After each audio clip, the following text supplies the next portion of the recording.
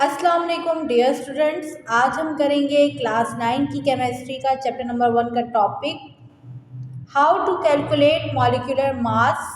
Molecular mass को हम molecular weight भी कहते हैं।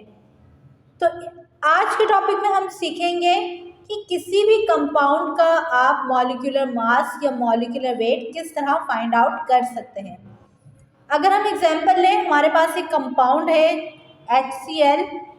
अच्छा, किसी भी कंपाउंड का मॉलिक्यूलर मास या मॉलिक्यूलर वेट मालूम करने के लिए ज़रूरी है कि आपको एलिमेंट्स के एटॉमिक मास आते हों।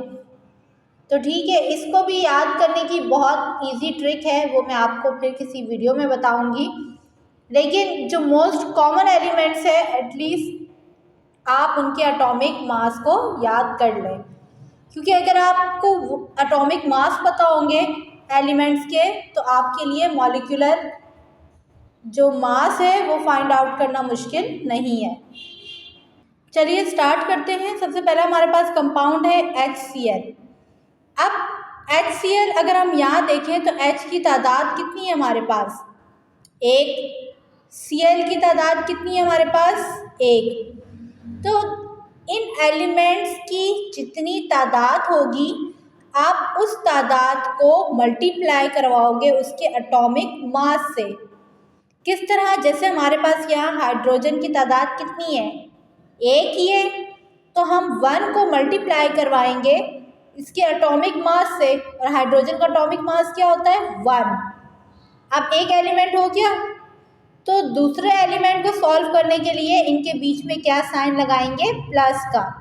तो हमने यहाँ लगा दिया प्लस। अब हम जानते हैं यहाँ क्लोरीन की तादाद कितनी है? एक। तो 1 को मल्टीप्लाई करवाएंगे इसके एटॉमिक मास से, और क्लोरीन का एटॉमिक मास क्या होता है? 35.5। अब 1 1 जा 1 प्लस 35.1 जा 35.5।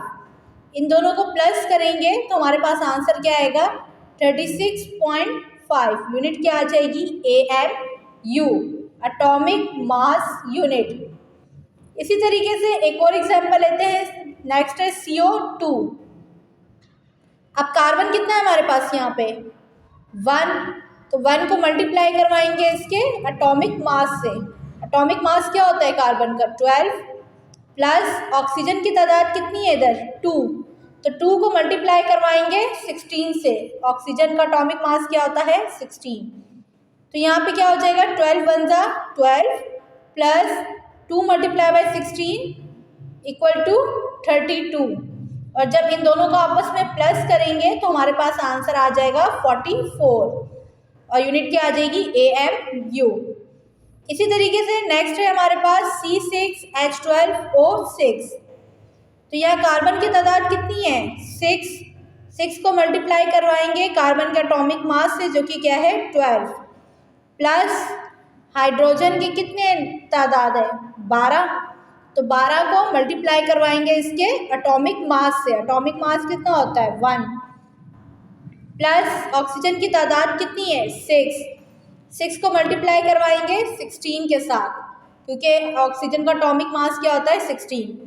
तो यहाँ पे 6 को जब 12 के साथ मल्टीप्लाई करेंगे आंसर आएगा 72 प्लस 12 1 जा 12 प्लस 6 मल्टीप्लाई बाय 16 इक्वल टू 96। और जब हम तीनों को ऐड करेंगे तो आंसर आ जाएगा 180 AMU। नेक्स्ट कंपाउंड है आपके पास H2SO4। यहाँ पे हमारे पास हाइड्रोजन की तादाद कितनी है? 2 को मल्टीप्लाई करवाएंगे हम इसके एटॉमिक मास से, जो कि क्या होता है? 1। तो आप 1 मल्टीप्लाई बाई 2 लिखें या 2 मल्टीप्लाई बाई 1, बात एक ही है। प्लस यहाँ पे S की तादाद कितनी है, जिसे हम सल्फर भी कहते हैं? 1 को मल्टीप्लाई करवाएंगे एटॉमिक मास से, जो कि क्या है? 32 प्लस ऑक्सीजन की तादाद कितनी है? 4 को मल्टीप्लाई करवाएंगे 16 के साथ। तो यहाँ पे क्या हो जाएगा? 2 1 जा 2 प्लस 32 1 जा 32 प्लस 4 को मल्टीप्लाई करवाएंगे 16 के साथ, तो क्या आएगा? 64। और जब इन तीनों को ऐड करवाएंगे तो आंसर क्या आएगा? 98, और यूनिट क्या आ जाएगी? AMU। नेक्स्ट एग्जाम्पल हम देखते हैं, जो कि हमने क्या ली है? Na2CO3। तो यहाँ पे अगर हम सोडियम देखें तो तादाद कितनी है, 2। 2 को मल्टीप्लाई करवाएंगे 23 से, क्योंकि सोडियम का जो एटॉमिक मास होता है वो हमारे पास होता है 23। प्लस कार्बन की तादाद कितनी है, 1, तो 1 को मल्टीप्लाई करवा देंगे 12 के साथ। प्लस ऑक्सीजन की तादाद कितनी है, 3 को मल्टीप्लाई करवा देंगे 16 के साथ।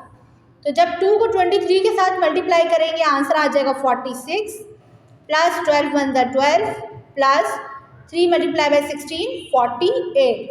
और जब हम इन तीनों को ऐड करेंगे तो आंसर आ जाएगा 106 AMU। नेक्स्ट अगर हम वाटर की बात करें तो वाटर का मॉलिक्यूलर मास क्या होगा, यहाँ पे हाइड्रोजन की तादाद कितनी है, 2 को मल्टीप्लाई करवाएंगे 1 के साथ, क्योंकि हाइड्रोजन का एटॉमिक मास क्या होता है, 1। प्लस ऑक्सीजन की तादाद कितनी है, 1 को मल्टीप्लाई करवाएंगे 16 के साथ, तो ये हो जाएगा 2 1 2 प्लस 16 1 16। तो दोनों को ऐड करेंगे तो आंसर क्या आ जाएगा, 18 AMU।